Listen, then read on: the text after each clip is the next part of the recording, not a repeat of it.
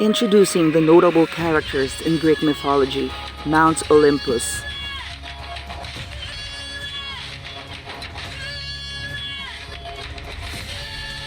Let's begin with Zeus. Zeus is the god of the sky in ancient Greek mythology. As the chief Greek deity, Zeus is considered the ruler, protector, and the father of all gods and humans. Zeus is often depicted as an older man with a beard and is represented by symbols such as the lightning bolt and the eagle.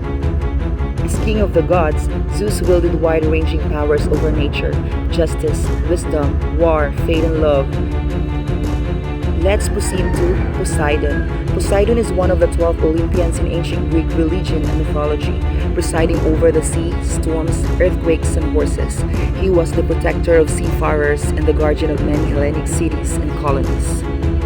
Poseidon had complete control over any body of water, which includes the creatures that reside in them. He had the ability to create storms, earthquakes, floods, and droughts. Like many other gods, he had superhuman strength along with the capability to teleport and shapeshift. Hera, the goddess of women, marriage, and childbirth. She was known by the Romans as Juno. Homer gave Hera the epithet ox-eyed because of her large full eyes and described her as tall and striking. Hera was both sister and wife of Zeus, with whom she reigned on Mount Olympus. She was also an Olympian goddess in the Greek pantheon known as the Queen of the Gods, and most of his famous myth centers around her jealous retributions to Zeus' infidelity. Next to our list we have Hades, the ruler of the underworld. Hades was tasked with supervising the trial and punishment of wicked souls after their death. Hades was depicted as a stern and pitiless ruler who did not show empathy and wasn't moved by prayer or sacrifice. Hades ruled the dead, assisted by others over whom he had complete authority. The house of Hades was described as full of guests, though he rarely left the underworld. He cared little about what happened in the world above, as his primary attention was ensuring none of his subjects ever left his domain. Athena, goddess of war and wisdom, became the goddess of crafts and skilled peacetime pursuits in general. She was particularly known as the patroness of spinning and weaving. That she ultimately became allegorized to personify wisdom and righteousness was natural development of her patronage of skill. Athens, the capital of Greece, is named after the goddess Athena. She is the goddess of wisdom and war. She is also known for her strategic skill in warfare, is often portrayed as a companion of heroes, and is the patron goddess of heroic endeavor. Next to our list, we have Demeter, the goddess of the harvest, fertility, and the cycles of life. This was a hugely important role which gave Demeter the power to sustain life through the growth and harvesting of all plants and grains. Like all the Olympian gods, Demeter was immortal and very powerful. She had control over the harvest and the growing of grains. She could cause plants to grow or not grow and had control over the seasons. She also had some control over the weather and could make people hungry. Apollo is mostly known for being the god of the sun and light, but is also the god of poetry, healing, music, knowledge, order, prophecy, beauty, agriculture, and archery. Apollo was designed to be the perfect blend of superiority and moral virtue, harmony, moderation, and reason personified.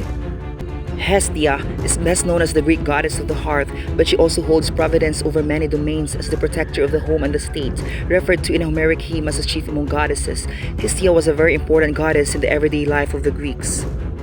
She also has the power to induce potent feelings of serenity in others, allowing her to keep everyone who surrounded her at total ease, an ability that she had inherited from her mother Rhea. Dionysus, like all of the 12 Olympians, was an immortal and powerful god. He had special powers of making wine and causing vines to grow. He could also transform himself into animals such as a bull or a lion. One of his special powers was the ability to drive mortals insane. He is also the Greek god of theater and entertainment. Dionysus, also known by his Roman name Bacchus, is the Greek god of wine, fertility, and the arts. His parents are Zeus and Semele, a mortal woman. Dionysus is the only Greek god born to a mortal. Artemis, like all the Greek Olympic gods, was mortal and very powerful. Her special powers included perfect aim with a bow and arrow, an ability to turn herself and others into animals, healing, disease, and control of nature.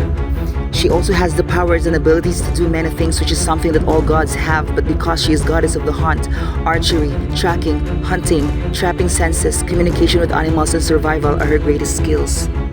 Let's proceed to notable titans. First in our list we have Cronus, the leader of the titans. Cronus represents time and power.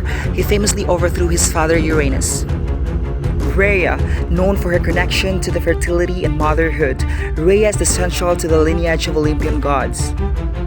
Oceanus, he embodies the vastness of the world's waters, symbolizing the ocean that encircles the earth. Tethys. Tethys is associated with the nourishment and life-giving qualities of freshwater sources. Hyperion. This titan symbolizes light often connected to the brilliance of the sun. Theia. Theia represents an luminous sky connected to the bright aspects of heavens. Coeus, known for intellect and knowledge. Coeus is linked to the wisdom of the stars in heavens. Phoebe is associated with prophecy and divine insight, particularly connected to the oracle at Delphi. Mnemosyne, tightness of memory. Mnemosyne is crucial to the arts, being the mother of the muses. Themis. Themis represents divine law, order, and fairness, crucial in maintaining cosmic balance. Last on our list is Iapetus. Iapetus is associated with human mortality and the father of several important mythological figures.